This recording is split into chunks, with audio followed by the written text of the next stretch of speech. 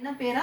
தீட்டு கழிக்கிற ஜலம் என்று பேர். அப்ப அந்த சிவப்பு கடாரியை அதனுடைய உடலை எரிக்கும் பொழுது கேதுரு கட்ட, ஈசோப்பு, சிவப்பு நூல் இது மூணையும் சேர்த்து எரிச்சு அது சாம்பலானதும் அந்த சாம்பலை ஊற்றுல இருந்து வர தண்ணியை எடுத்து அதுல கலந்து அந்த சாம்பலை என்ன செய்யணும், தீட்டுப்பட்டவர்கள் மீது, தீட்டுப்பட்ட பொருட்கள், தீட்டுப்பட்ட இடங்கள் எதெல்லாம் தீட்டுப்பட்டதாக இருக்கிறதோ, செத்த ஒரு பிணமாக இருந்தாலும் பிணத்தை தொட்டவங்க எல்லாம் தீட்டுன்னு சொல்லுவாங்க இல்லையா, அப்ப அவங்க மேலெல்லாம் இது தெளிக்கப்படும் பொழுது அவருடைய தீட்டுகள் எல்லாம் என்ன பண்ணுகிறது, கழிக்கப்படுகிறதாக இருக்கிறது என்று சொல்லி நாம பாக்குறோம்.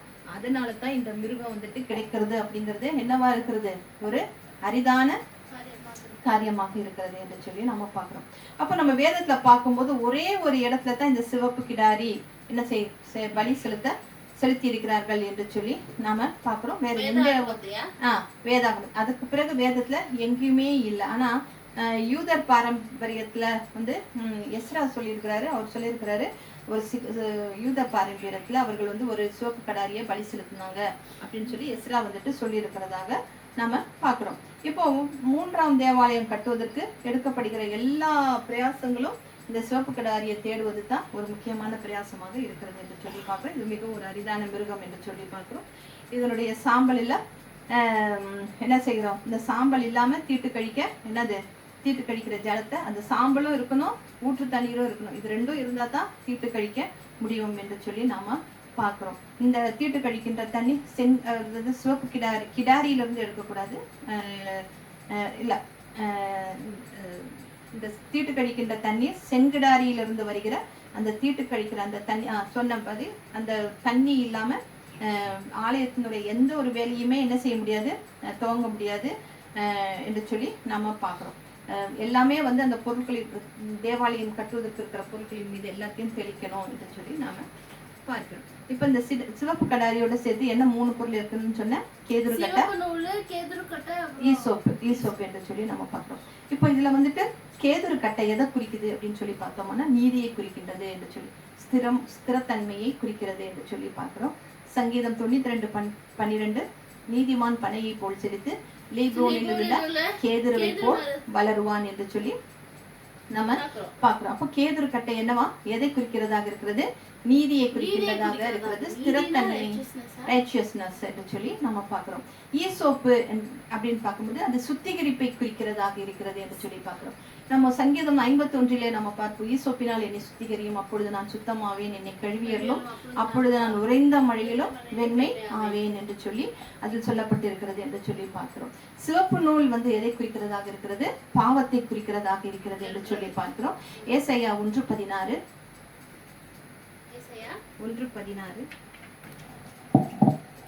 உங்கள் பாவங்கள் சிவேர் என்று இருந்தாலும்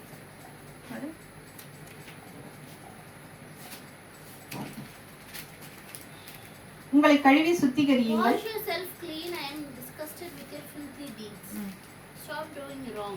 இல்ல 18 உங்கள் பாவங்கள் சிவேர் என்று இருந்தாலும்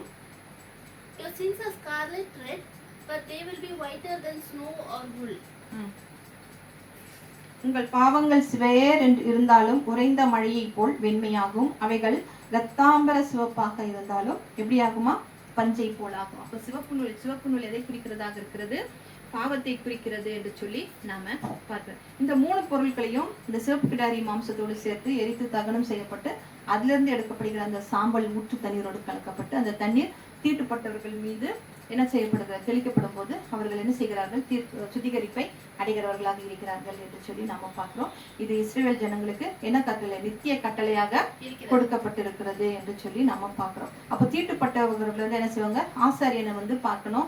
ஆசாரியன் என்ன செய்வாரு, அந்த ஈசோப்பை எடுத்து அந்த தீட்டு கழிக்கிற ஜலத்துல தோய்த்து அது என்ன செய்வாரா, அந்த தீட்டுப்பட்ட நபர்கள் மீது தெளிப்பார் என்று சொல்லி பார்க்கிறோம். தெளிக்கப்படும் போது அவர்கள் அந்த ஈசோப்பு கட்டை எப்படி இருக்கும்னு சொல்லி பார்த்தோம்னா, இந்த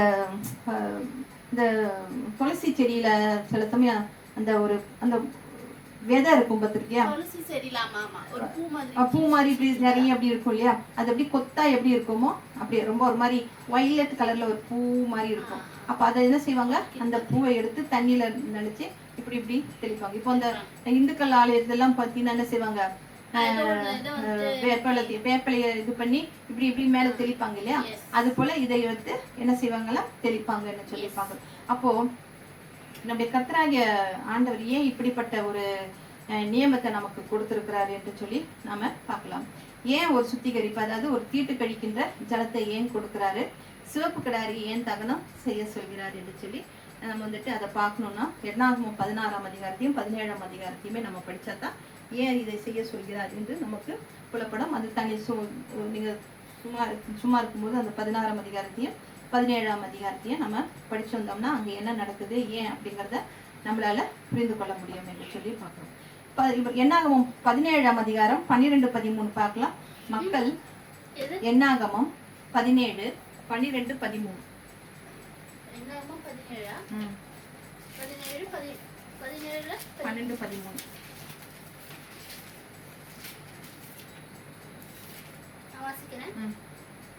The Israelites cried out to Moses, "We are done for and doomed if we even get near the sacred tent." 17, 12, 13 இல்ல. அப்பொழுது இஸ்ரவேல் புத்திரர் மோசேயை நோக்கி, இதோ செத்து அழிந்து போகிறோம், நாங்கள் எல்லோரும் அழிந்து போகிறோம். கர்த்தரின் வாசஸ்தலத்திற்கிட்டே வருகிற எவனும் சாகிறான், நாங்கள் எல்லோரும் செத்துதான் தீருமோ என்றார்கள். அதான் அவங்க என்ன செய்றாங்க, மோசே கிட்ட போய் முறையிடுறாங்க. ஐயோ, அவருடைய அந்த மலையின் அடிவாரத்துல யாரும் வரக்கூடாது அப்படின்னு சொல்லி சொல்றாங்க இல்லையா.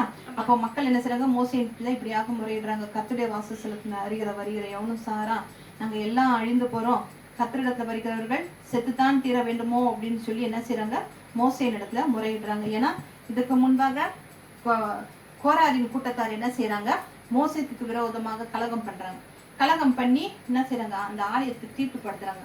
ஆலயத்தை தீட்டுப்படுத்தும் போது அதுல வந்துட்டு 16,000 பேரை வந்துட்டு என்ன செய்யறாரு,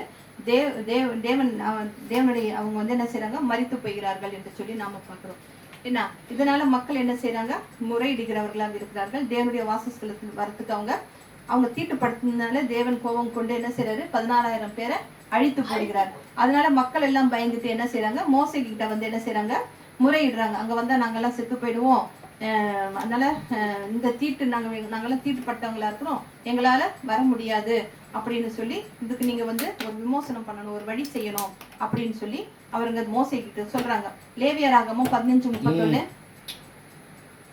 லேவியராகமும் 15:31. அவன் நான் தண்ணி தானே குடிச்சேன்.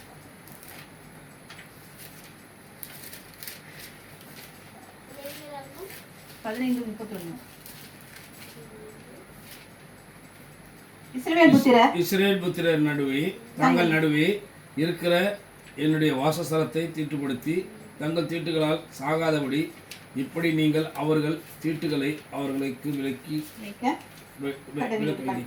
இஸ்ரவேல் புத்திரர் தங்கள் நடுவே இருக்கிற என்னுடைய வாசஸ்தலத்தை தீட்டுப்படுத்தி தங்கள் தீட்டுகளால் சாகாதபடிக்கு இப்படி நீங்கள் அவர்கள் தீட்டுகளுக்கு அவர்களை விலக்கி வைக்க கடவீர்கள் என்று சொல்லி பார்க்கிறோம்.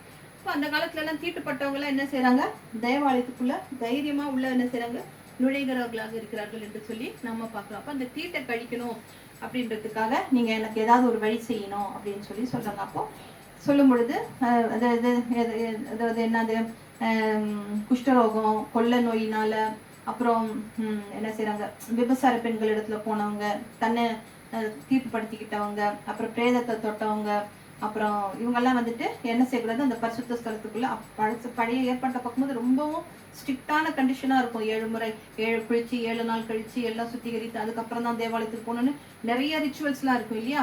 அப்ப இதெல்லாம் வந்துட்டு இருக்கிறதுனால எங்களால பரிசுத்த ஸ்தலத்துக்குள்ள பிரவேசிக்க முடியல, அதுக்கு நாங்க சாகாதபடிக்கு அதற்கு எங்களை விலக்கி வைக்க சொல்லணும் அப்படின்னு சொல்லி நம்ம பாக்குறோம், கேட்குறாங்க. அப்போ அந்த என்னாகும் 17ஆம் அதிகாரம் எல்லாமே என்ன செய்யறாங்க, மக்கள் வந்துட்டு மோசேயின் இடத்துல, ஏன்னா அந்த கோராகிற வந்துட்டு என்ன செய்யறான், நிறைய அந்த வந்துட்டு தேவாலயத்தை வந்து அவ்வளோ தீட்டுப்படுத்திடுறான் அப்படின்னு, அதனால தேவன் கோவம் கொண்டு அவ்வளோ பேரை 14,000 பேரை கொள்றாரு அப்படின்னு சொல்லி பார்க்கணும். அப்போ அவங்க வந்துட்டு ஐயோ இப்படிப்பட்ட ஒரு பயங்கரமான ஒரு தெய்வமா இருக்கிறாரு, இந்த மகா பரிசுத்தமான தெய்வத்தை கிட்ட போறதுக்கு எங்களுக்கு அருகதை இல்லை, நாங்க எப்படி வருகிறோம், நாங்க தீட்டோட வருகிறோமே, நாங்க எப்படி தேவனுடைய வாசஸ்தலத்தை பிரவேசிப்பது அப்படின்னு கேட்கறாங்க. அதுக்கு பதிலாக ஆண்டவர் என்ன சொல்றாரு, நீ சிவப்பு கிடாரிய ஒரு பாளையத்துக்கு புறம்பே கொண்டு வந்து அது ஆசாரியன் கண்ணுக்கு முன்னாக கொண்டு அதை தகனம் செய்யும் போது நீ என்ன செய்யணும், அதோட கூட கேதுரு கட்டையையும் ஈசோப்பையும் அப்புறம் சிவப்பு நூலையும் சேர்த்து எரித்து அதை சாம்பலை எடுத்து ஊற்று தண்ணீர்ல கலந்து அதை நீ என்ன செய்யணும், தெளிக்கும் போது இப்படிப்பட்ட தீட்டுகளிலிருந்து என்ன செய்யப்படுவாய், சுத்திகரிக்கப்படுவாய் அப்படின்னு சொல்லி சொல்கிறார் என்று சொல்லி ஆண்டவர் என்ன செய்யறாரு, அதை அப்படியே விட்டுடாம அதுக்கு ஒரு வழியையும் அவர் என்ன செய்கிறாரு, காண்பித்து கொடுக்கிறவரா இருக்கிறார். நீங்க அப்படியே தீட்டா இருந்தீங்கன்னா உங்களை நான் கொண்டுகிட்டே இருப்பேன் அப்படின்னு அவர் சொல்லல, அதுக்கு ஒரு வழியை காமிச்சு கொடுக்குறேன். இப்படி ஒரு காரியத்தை நீங்க செஞ்சீங்கன்னா நீங்க என்ன செய்வீங்க, நான் உங்களை வந்துட்டு நான் என்ன செய்வேன், தீட்டெல்லாம் நான் கழிப்பேன், பண்ணிச்சு நீங்க திரும்பி என் தேவாலயத்துக்குள்ள வரலாம் அப்படின்ற ஒரு வழியை காண்பிக்கணும். இது இப்படிப்பட்ட காரியங்கள் எல்லாமே இப்ப நான் சொல்கிற வரதுல இருந்து ஏதாவது புரியுது உங்களுக்கு யாரை பற்றி சொல்ல வருகிறேன் என்று புரிகிறது? அப்ப இவை எல்லாமே யாருக்கு நிழலா இருக்கிறது, கர்த்தராகிய இயேசுவுக்கு நிழலாக இருக்கிறது என்று சொல்லி நம்ம பார்க்கிறோம் என்று சொல்லி நம்ம பார்க்கிறோம். அப்போ இயேசு நமக்காக சிலுவையில பாடுபட்டு ஜீவன் என்ன செய்யறாரு, நமக்கு கொடுத்து நம்ம என்ன செய்கிறவராக இருக்கிறார், சுத்திகரிக்கிறவராக இருக்கிறார் என்று சொல்லி நம்மளெல்லாம் வந்துட்டு நம்ம மேல இதை கொண்டு அதை கொண்டு சாம்பலை தெளிச்சு அந்த ஊற்று தண்ணீர்ல கலந்து சாம்பலை தெளிச்சு தான் நீ கோயிலுக்கு வரணும் அப்படின்லாம் நம்ம சொல்றாங்களா? இன்னைக்கு தேவாலயத்துக்கு வரவங்க எல்லாரும் சுத்திகரிப்போட வராங்களா? ஒரு தேவாலயத்துக்கு வராங்க, சர்ச்சுக்கு வராங்க, எல்லாம் சுத்தமுள்ளவர்களா வராங்களா? எல்லாரும் தானே வர்றாங்க. ஆனா நமக்காக சிலுவையில பாடுபட்டு ஜீவனை நமக்கு கொடுத்து நம்மை என்ன செய்திருக்கிறார், அவர் சுத்திகரித்திருக்கிறார் என்று சொல்லி பார்க்கிறோம். சிவப்பு கிடாரி வந்து சிவப்பு கிடாரி அது வந்து நிழல், நம்முடைய கர்த்தராகிய இயேசு கிறிஸ்து என்ன செய்கிறார், நிஜமாக இருக்கிறார் என்று சொல்லி பார்க்கிறோம். எப்படி நிழலாய் இருக்கிறது அப்படிங்கறத பத்தி ஒரு 5 குறிப்புகள்ல நாம பார்க்கிறோம். அது வந்து நான் என்ன சொன்னேன், பழுதற்றதா இருக்கணும், ஊனம் இல்லாததாக இருக்கணும் அப்படின்னு சொல்லி பார்க்கணும். சிவப்பு கிடாரி எப்படி இருக்குது, பழுதற்றதாக இருக்கிறது. கிறிஸ்துவம் எப்படியா இருக்கிறார், பழுதற்றவராக இருக்கிறார் என்று சொல்லி. பழுதற்றதுன்னா எந்த விதமான ஒரு சின்ன ஒரு குறை, உடம்புல எந்த ஒரு குறையும் இல்லாம. ஊனமுற்றதுன்னா கையோ காலோ உடஞ்சோ அது வந்து ஊனம், இப்படி நொண்டி நடக்குது. உடம்புல ஏதாவது ஒரு சின்ன காயங்களோ ஏதாவது ஒரு பழுதற்று எதுவுமே இருக்கக்கூடாது. அப்ப கர்த்தராகிய இயேசு கிறிஸ்து பிறப்பிலேயே எப்படியா இருக்கிறது, எப்படி பிறக்கிறார், ஜென்ம பாவம் இல்லாதவராக அவர் பிறக்கிறார். அவர் கருவிலேயே தோன்றும் போது பாவம் இல்லாதவராக தோன்றுகிறார் என்று சொல்லி பார்க்கிறோம். கபிரியேல் தூதன் மரியாளிடத்துல சொல்கிறார், உங்களிடத்துல உருவாக்கி இருக்கிறது பரிசுத்தம் உள்ள தேவனுடைய குமாரன் என்று சொல்லி என்ன செய்கிறாரு, அறிக்கை செய்கிறவராக இருக்கிறார் என்று சொல்லி பார்க்கிறோம். அப்போ தேவனால வந்தவர் எப்படி இருக்கிறாரு, அவர் தேவனால வந்ததுனால அவரு பரிசுத்தமாக இருக்கிறார் என்று சொல்லி பார்க்கிறோம். ஆனா உலகத்திலிருந்து தோன்றுகிறவன் எப்படியா இருக்கிறோம், நம்ம வந்துட்டு எதுல இருந்து தோன்றணும், உலகத்துல இருந்து நம்ம தோன்றணும். அப்ப நம்ம எப்படியா இருக்கிறோம், நம்ம ஒரு அப்பா அம்மாவுக்கு பிறந்து பாவத்துல தானே நம்ம பிறந்தோம். அப்ப நம்ம வந்துட்டு பாவம் உள்ளவர்களாக இருக்கிறோம் அவர்கிட்ட. ஆனா அவர்கிட்ட என்ன பாவம் இல்லை, ஜென்ம பாவம் இல்லை. நம்ம கிட்ட என்ன இருக்குது, ஒரு ஜென்ம பாவம் இருக்கிறது என்று சொல்லி நாம பாக்குறோம். அப்புறம் கிரியையினால் வருகிற பாவம் என்று சொல்லி நமக்கெல்லாம் கிரியையினால் வருகிற பாவம் இருக்கு. அதாவது என்னது, நம்ம ஏதாவது ஒரு கிரியைனா ஒரு செய்கையினால வருகிறது நிறைய பாவங்கள். எதையாவது ஒன்று செஞ்சிடறோம், பாவமான காரியத்தை நம்ம செய்கிறோம், ஏதாவது கடமை தவறி விடுகிறோம், மற்றும் அநேக நம்ம பாவங்களை என்ன செய்யறோம், ஏதாவது தவறான காரியங்களை பார்க்கணும், ஒரு தவறான சினிமா காரியங்களையோ இல்லை ஏதாவது காரியங்களையோ நம்ம பார்க்கிறவர்களாக இருக்கலாம். ஆனா கிறிஸ்துவ பற்றி நம்ம பார்க்கும்போது அவர் பாவம் இல்லாதவராகவே இருக்கிறார் என்று சொல்லி பார்க்கிறோம், பழுதற்றவராகவும் இருக்கிறார் என்று சொல்லி பார்க்கிறோம்.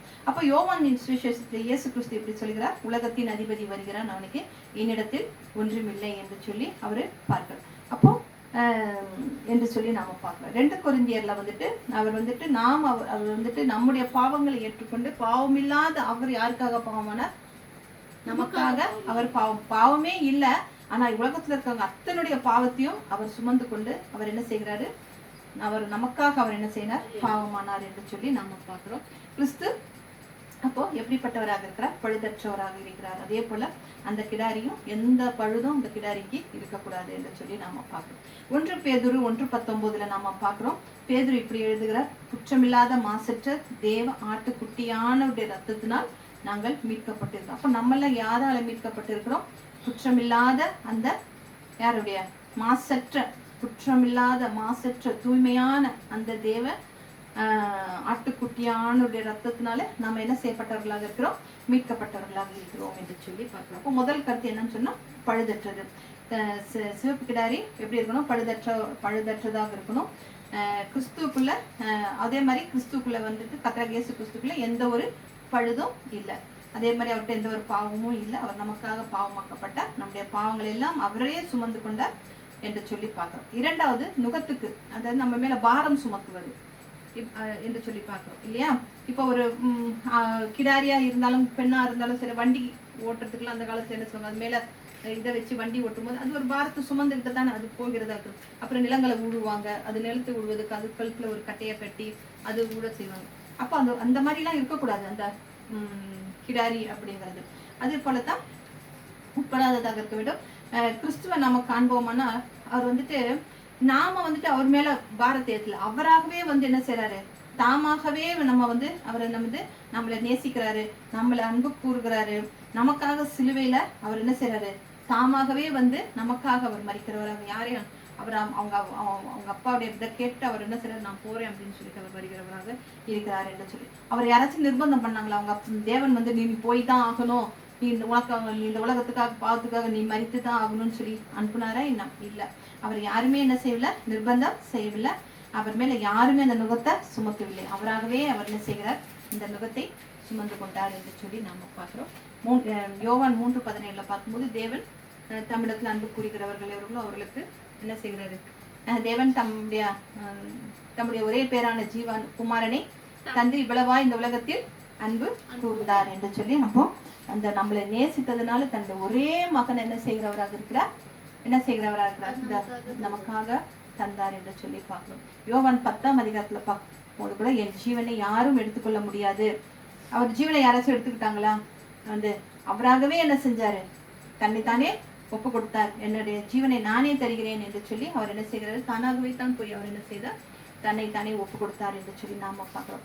அப்போ ஜீவனை நான் என் மக்களுக்காக கொடுக்க அவருக்கு என்ன செய்யறாரு, அவர் என்ன சொல்றாரு, என் ஜீவனை நான் கொடுக்க, என் மக்களுக்காக கொடுக்க எனக்கு அதிகாரம் உண்டு, அதை எடுத்துக்கொள்ளவும் எனக்கு அதிகாரம் உண்டு என்று அவர் சொல்லுகிறத பார்க்கிறோம். என்னிடத்துல என் ஜீவனை யாரும் எடுக்க முடியாது, நானாகவே முன்வந்து என் ஜனத்தை ரட்சிப்பதற்காக என் ஆத்மாவை மரணத்தில் ஊற்றுகிறேன் என்று இயேசு கிறிஸ்து சொல்கிறதை நாம இப்படிப்பட்ட ஒரு தெய்வம் கிடைப்பதற்கு நம்ம என்ன செய்ய வேண்டும், ரொம்பவும் என்ன செய்திருக்க வேண்டும், கொடுத்து வச்சிருக்கணும், பாக்கியம் செஞ்சவர்களாக இருக்க வேண்டும் என்று சொல்லி நம்ம பார்க்கிறோம். நம்முடைய ஆண்டவராக இயேசு கிறிஸ்து என்ன செய்யப்படவில்லை, யாராலையும் நிர்பந்தம் பண்ணப்படவில்லை என்று சொல்லி பார்க்கிறோம். அவர் எல்லாத்தையுமே பரலோகத்தின் மேன்மைகள் எல்லாத்தையும் என்ன செய்யறாரு, உனக்காக எனக்காக என்ன எடுத்துக்கிட்டு அவர் என்ன செய்யறாரு, தரித்திர கோலத்தை எடுத்துக்கொண்டார் என்று சொல்லி பார்க்கிறோம். பரலோகத்தின் ஐஸ்வர்யத்தை எல்லாத்தையும் விட்டுட்டு நம்மை ஐயோ என் பிள்ளைகளெல்லாம் நான் மீட்கணுமே இந்த பாவ உலகத்திலிருந்து அப்படின்னு சொல்லி அவர் என்ன செய்கிறவராக இருக்கிறார், தன்னுடைய ஜீவனையே கிரயமாக செலுத்தி ஜீவ ரட்சணியத்தை நமக்காக உண்டு பண்ணுகிறவராக இருக்கிறார் என்று சொல்லி பார்க்கிறோம்.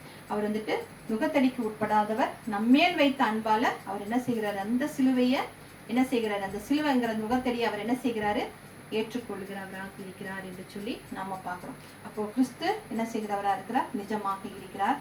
கிடாரி எதா இருக்கிறது, நிழலாக இருக்கிறது என்று சொல்லி நாம பார்க்கிறோம். இப்ப சிவப்பு கிடாரி முழுவதும் எப்படியா இருக்கணும்னு சொன்ன, என்ன கலர்ல இருக்கணும், சிவப்பு நிறமாக இருக்க வேண்டும். அதற்கு எபிரேயத்துல என்ன சொல்லுவாங்கன்னா பாரா அதுமா அப்படின்னு ஒரு பேர். அதுக்கு எபிரேய பாஷையில சிவப்பு கிடாரிக்கு சிவப்புக்கு பாரா அதுமா அப்படின்னு சொல்லி சொல்லுவாங்க.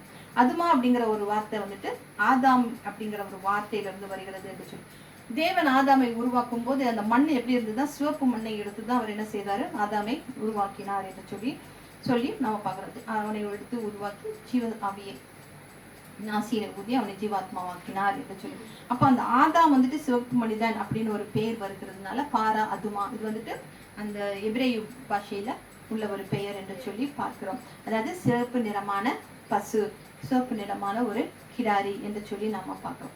இந்த சிவப்பு நிறம் எதை குறிக்கிறது என்று சொல்லி பார்த்தோம்னா நம்முடைய இயேசு கிறிஸ்துவை குறிக்கிறதாக இருக்கிறது என்று சொல்லி பார்க்கிறோம். பாவத்தை குறிக்கிறது இல்லையா, சிவப்பு நிறம் பாவத்தை குறிக்கிறது, அப்புறம் இரத்தத்தை குறிக்கிறதாக இருக்கிறது என்று சொல்லி நாம பார்க்கிறோம். ஏசாயா 63:1-3 63:1-3.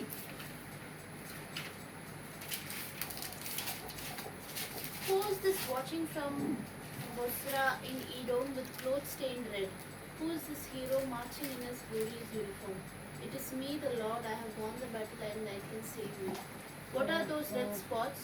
Your clothes look stained from trampling on grapes. I alone stamped the grapes. None of the nations helped. I stomped nations in my anger and stained my clothes with their blood.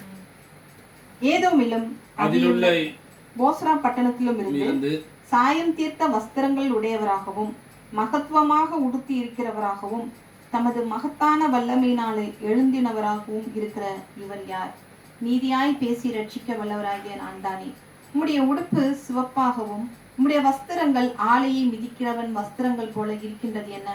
நான் ஒருவனாய் ஆலையை மிதித்தேன், ஜனங்களில் ஒருவனும் என்னோடு இருந்ததில்லை.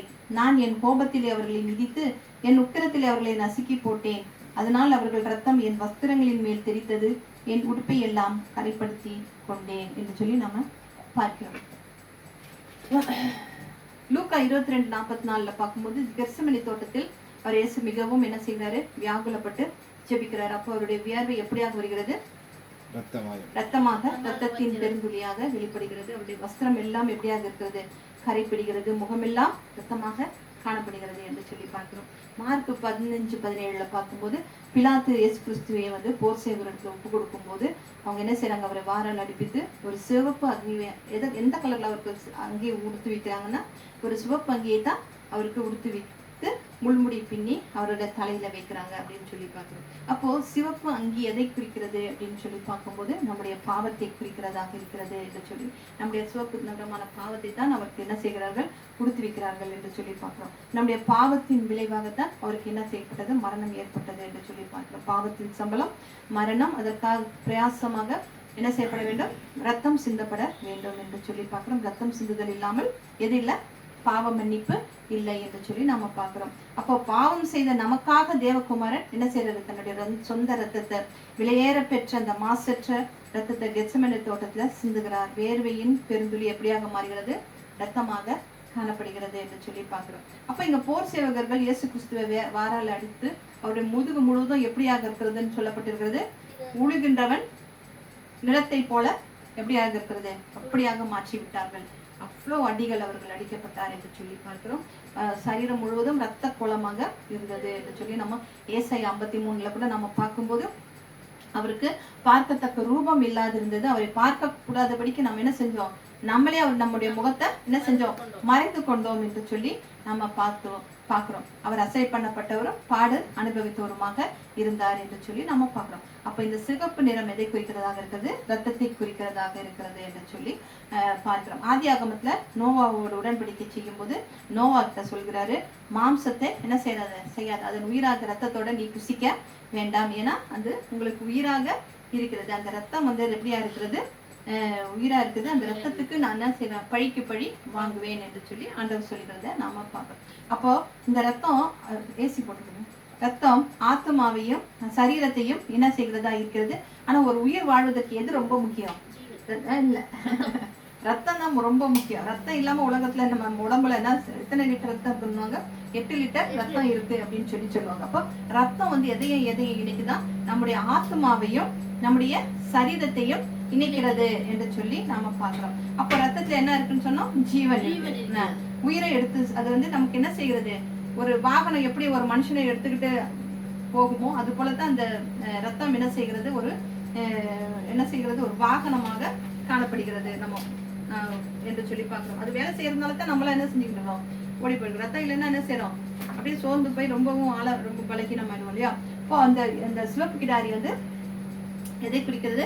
ரத்தத்தை குறிக்கிறது, பாவத்தை குறிக்கிறது என்று பார்க்கிறோம். அப்போ பாவம் செய்கிற இடத்துல என்ன செய்யப்பட வேண்டும்? பாவம் இருக்கிற இடத்துல என்ன செய்யப்பட வேண்டும்? ரத்தம் சிந்தப்பட வேண்டும். ரத்தம் சிந்தப்படாவிட்டால் பரிகாரம் இல்லை என்று சொல்லி நம்ம பார்ப்போம். அந்த காலத்துல எல்லாம் இந்த இது வருது இல்லையா? இப்போ பக்ரீத் பண்டிகை வந்தது இல்லையா? இன்னமும் அவங்க என்ன செய்யறாங்க? அந்த பழைய பாரம்பரியத்தை விலங்குகளை பலியிட்டு அந்த ரத்தத்தை என்ன செய்யறாங்க? வீட்டுகளின் முன்னால தெளிக்கிறாங்க. வீட்டுக்கு குழி தோண்டி முன்னாடி அந்த ரத்தத்தை என்ன செய்கிறார்? ஊற்றுகிறவர்களாக. ஏன்னா அவர்கள் தங்களுடைய பாவங்கள் எல்லாம் என்ன செய்யப்பட்டதாக இருக்கிறதுன்னாங்க, அந்த பண்ணிக்கப்படுகிறது என்று சொல்லி அப்புறம் அந்த கறிகளை வந்து என்ன செய்யறாங்க? எல்லாருக்கும் பங்கிட்டு அதில் வெட்டப்பட்ட அந்த மாம்சத்தை வந்து என்ன செய்யறாங்க? எல்லாருக்கும் பங்கிட்டு கொடுக்கிறவர்களாக இருக்கிறார்கள். அப்போ ரத்தம் சிந்தப்படாவிட்டால் பரிகாரம் இல்லை என்று சொல்லி பார்க்கிறோம். அப்போ சிவப்பிராரி கிறிஸ்துவுக்கு நிழலாக இருக்கிறது. கிறிஸ்து நிஜமாக இருக்கிறார் என்று சொல்லி நாம பார்க்கிறோம். அப்ப நமக்காக அவரு ரத்த கோலமாகி தன்னுடைய ரத்தம் எல்லாத்தையும் சிந்தி நமக்காக சிவப்பங்கி உடுத்தி சாயம் தீர்த்த வஸ்திரம் உடையவரை அவர் நமக்கு ரட்சணத்தை உண்டு பண்ணுகிறார் என்று சொல்லி நாம பார்க்கிறோம். அப்போ சிவப்பு கடாரி வந்துட்டு அசுத்தமானது. அதனால அது என்ன பாளையத்துக்கு வெளியே கொண்டு சென்று அசுத்தமா இருந்ததுனால தான் அது என்ன செய்யறது?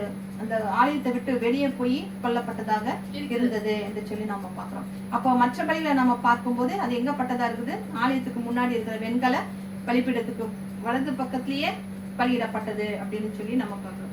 அப்போ எபிரேயர் 13:12 பார்க்கும்போது கிறிஸ்துவும் நமக்காக நகரத்தின் வாசலுக்கு புறம்பேட்டா பாடுபட்டார் என்று சொல்லியிருப்பாங்க. எங்க நகரத்தின் வாசலுக்கு, அந்த அந்த ஊரை விட்டு, அந்த இடத்தை விட்டு ரொம்ப தள்ளி போய் தான் என்ன செய்றாங்க, அவரு பாடுபட்டார் என்று சொல்லி பார்த்தோம்.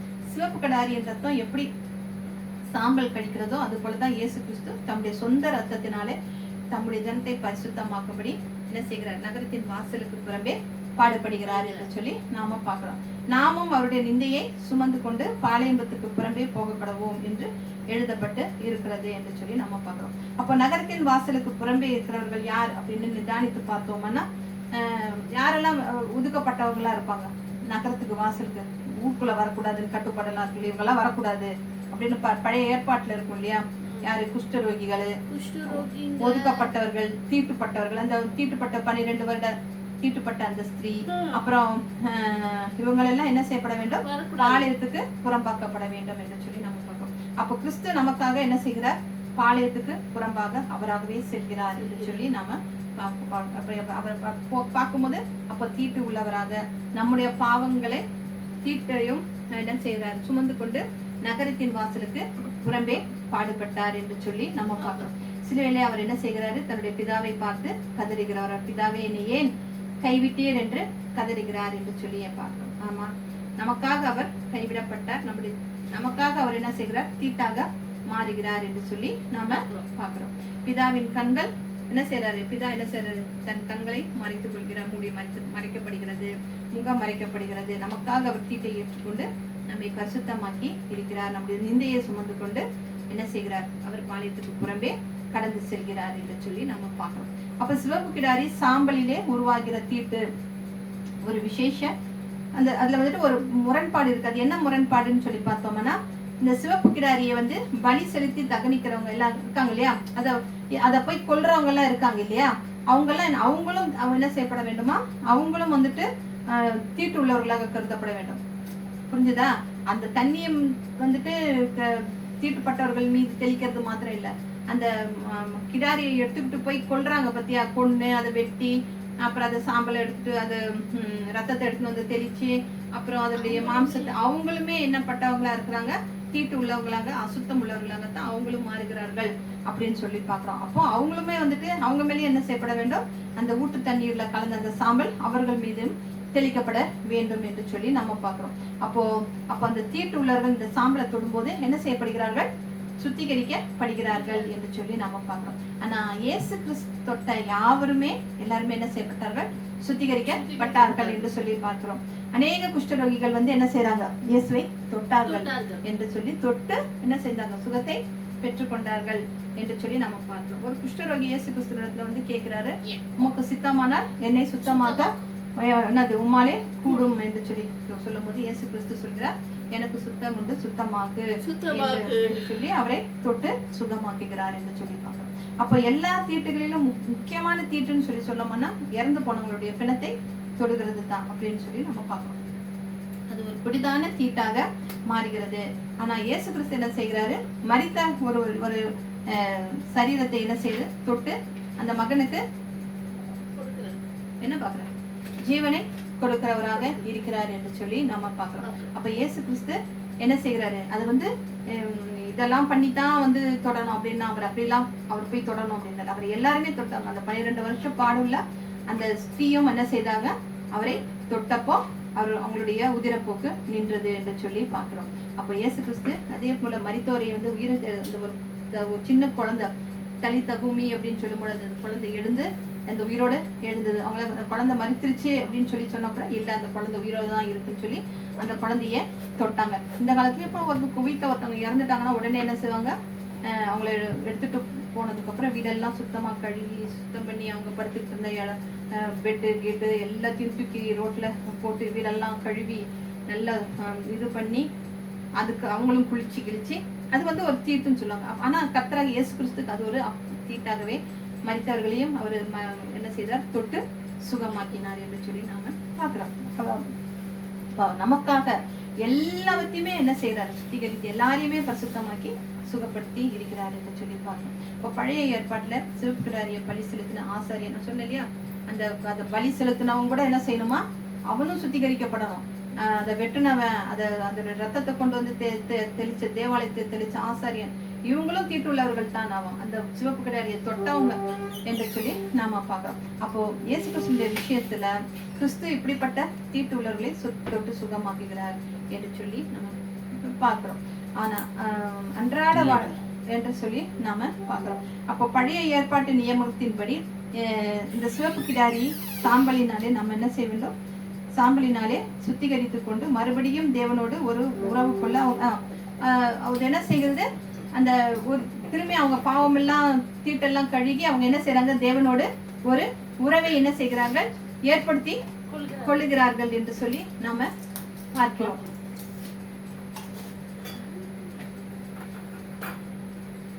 பிணத்தினால் தீட்டுப்பட்டவர்கள், மரித்தவர்களின் எலும்பை தொட்டதினாலே தீட்டுப்பட்டவர்கள், இவங்க எல்லாமே யாரா இருந்தாலும் என்ன செய்யப்படுகிறவர்களாக இருக்கிறார்கள்? கர்த்தராகிய இயேசு கிறிஸ்துவினால அவர் அப்படியாக அவர்களை பார்க்காமல் அவர்கள் எல்லாவரையும் அவர்கள் என்ன செய்யறாரு?